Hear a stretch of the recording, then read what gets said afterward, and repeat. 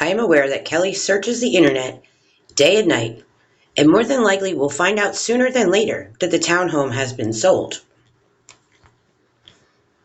I don't know how she knows I search the internet day and night without a warrant, but this is how they treated me. They just talked amongst themselves, and they acted as though I was dead. And then when I said that to them, or like I didn't exist, basically like I was irrelevant in this case. It was just between Red, Emma, Martha, Katie, and Emily, and Mark. I just was irrelevant. They're still treating me that way. It's horrible. So that's the caseworker.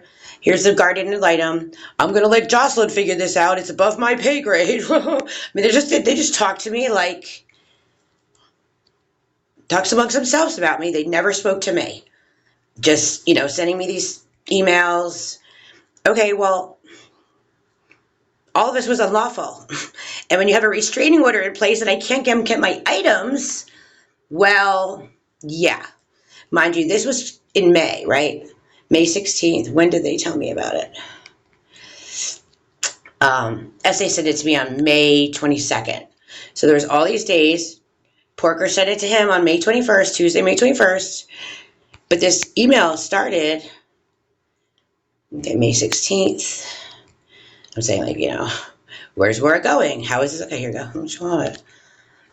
I sent it to Greta Gill. I said, how is this legal? My attorney, my dad, like, how is this legal? How is this legal? Asking, where's Maura going? I didn't know. To my Aunt Betsy, I didn't know anything.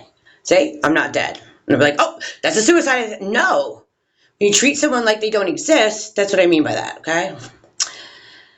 About the court summaries, Jocelyn.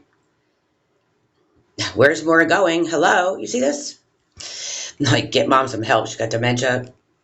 Yep, Betsy.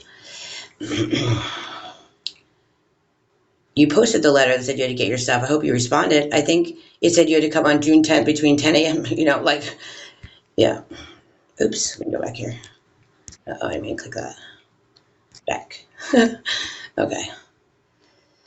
I'm like, has that ever occurred to anyone? They're like, I mean, this is just ridiculous. I can't take being bullied. I mean, seriously, this was horrible. Is there any filings I can do to stop Martha from giving away my personal property? You see this, June 6th. Nobody writes back to me. I'm talking to my aunt, like, why? What is wrong with you people?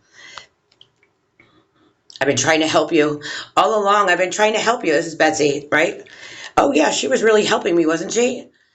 It's insane. Insane.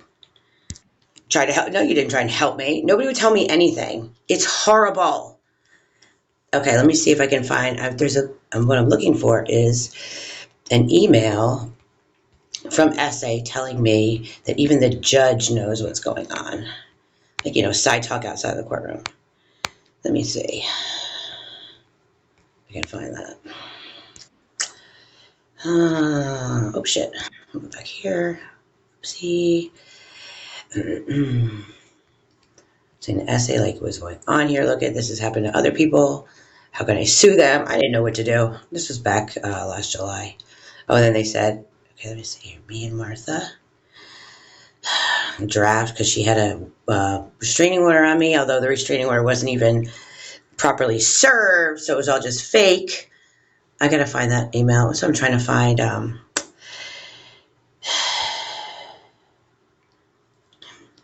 It's 2 days prior to the demanded pickup time of my personal property by the DSS placement provider of the condo. So legally evicted from. They knew what was going on. So, who's this to? Jocelyn, Kristen, Porker, essay. Yep, and I even copied the director. They all knew this was going on. I needed to know what size. I didn't know what my mom was going to give me back. And then it ended up I couldn't go get that. I couldn't go get it because the Stallings police only do one, like for an hour. They come and they, kind of stand guard. They did that on December 30th. So it was within 1 year. And obviously they can't go back and like do this for people all the time. And Martha knew that. That's why my daughter told me that all my important stuff was all locked up in her room when I went to get my stuff on December 30th, 2023. This was all just a big game to them. They thought this was fun. There's nothing fun about it. And here I am, like, writing emails, begging. I mean, this is not someone on drugs here. This is someone trying to communicate with people, and they're all treating me like I didn't exist, like I was irrelevant. Mind you, I raised my daughter for 9 years with no problems. None. And then all of a sudden, I'm the bad guy. I'm this abusive person on drugs. And I wasn't. But to imagine being presented that way in the courtroom, what was I supposed to do? Throw a fit in the courtroom? Of course not. I'm not going to do that. I mean, it leaves there's no alternative. You have to take it. And that's not fair because I lost everything. So did my daughter. It wasn't just me. We both lost everything. And they're all like, oh, Kelly's fault. No. I was the only one fighting for us, telling the truth, like just not taking it anymore. It was just horrible. Every time I'd say something, be like, go take a drug test. And here's the thing.